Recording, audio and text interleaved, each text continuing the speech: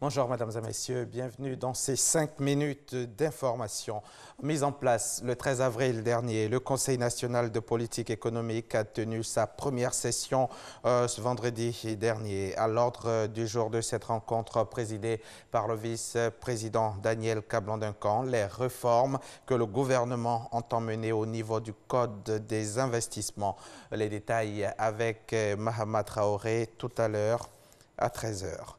Le Premier ministre Amadou Gon Coulibaly, lui, était au Mali depuis dimanche 13 mai pour prendre part à la rencontre sur le projet de création d'une zone économique spéciale Sikasso, Korogo, Bobo-Dioulasso. Ce projet visait à coordonner et renforcer la coopération entre la Côte d'Ivoire, le Burkina Faso et le Mali. Amadou Gon Coulibaly a procédé avec ses homologues maliens Soumaïlou Boubei Maïga et burkinabé Paul Kabatieba à la signature de la déclaration de création de cette zone SKBO, entendez donc Sikasso, Korogo et Bobo-Dioulasso. Au terme de sa mission au Mali, le chef du gouvernement Amadou Gon Coulibaly a regagné la capitale économique ivoirienne lundi soir. Il a été accueilli à sa descente d'avion par le ministre d'État Ahmed Bakayoko, ministre d'État, ministre de la Défense et plusieurs autres membres du gouvernement. Vous le verrez tout à l'heure à 13 h. La première dame, elle, était hier lundi la marraine de la cérémonie de remise du prix CNP d'excellence 2018, prix qui récompense les meilleurs organes de presse écrite du pays. Et cette année, les lauréats sont le groupe Fraternité Matin pour le prix du meilleur organe de presse d'information en général et le journal de l'économie pour le prix du meilleur organe de presse spécialisé. Et je vous propose un extrait de la déclaration de la première dame lors de cette cérémonie. Mesdames et messieurs, depuis 2006, le prix CNP d'excellence a été institué par le Conseil national de la presse pour récompenser les lauréats qui se sont distingués par leur professionnalisme et leurs efforts tout au long de l'année. En honorant les organes de presse les plus méritants, l'AMP favorise un réel engouement de tous les acteurs du secteur sur le territoire national. Cette démarche les sensibilise par la même occasion à l'amélioration de leur qualité de service. Elle promeut également auprès des participants la culture de l'excellence et du leadership, comme l'a toujours préconisé mon cher époux, le président de la République. Distinguer ces organes de presse dans leurs catégories respectives équivaut donc à promouvoir des valeurs d'éthique et de déontologie au sein des médias.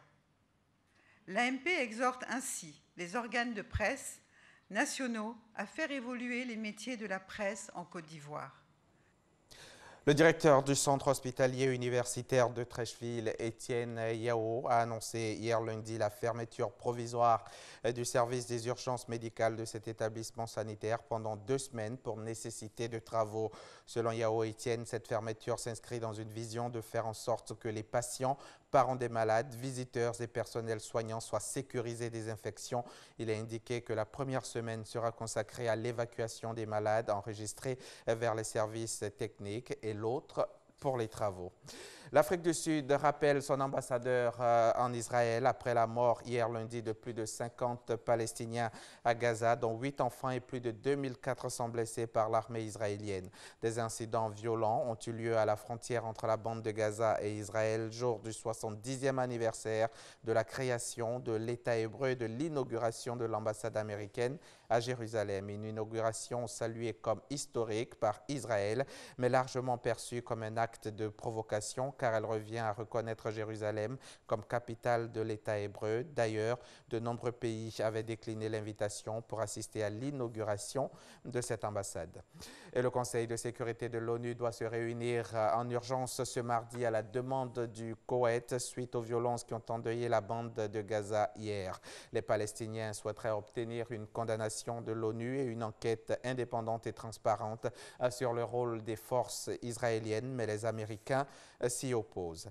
Hier également, lundi 14 mai, 5 mois après les élections législatives de décembre qui avaient vu la courte victoire du camp séparatiste, la Catalogne compte enfin un nouveau chef de l'exécutif après la fuite de Carles Puigdemont, désormais à Berlin, afin de fuir la justice espagnole qui l'accuse de rébellion et de sédition. Il s'agit de Quim Torra, 55 ans, aucune expérience politique, écrivain, éditeur, avocat. Il est le 131e président de la Generalitat, l'exécutif régional de Catalogne basé à Barcelone. C'est la fin de ce flash. À tout à l'heure, 13h.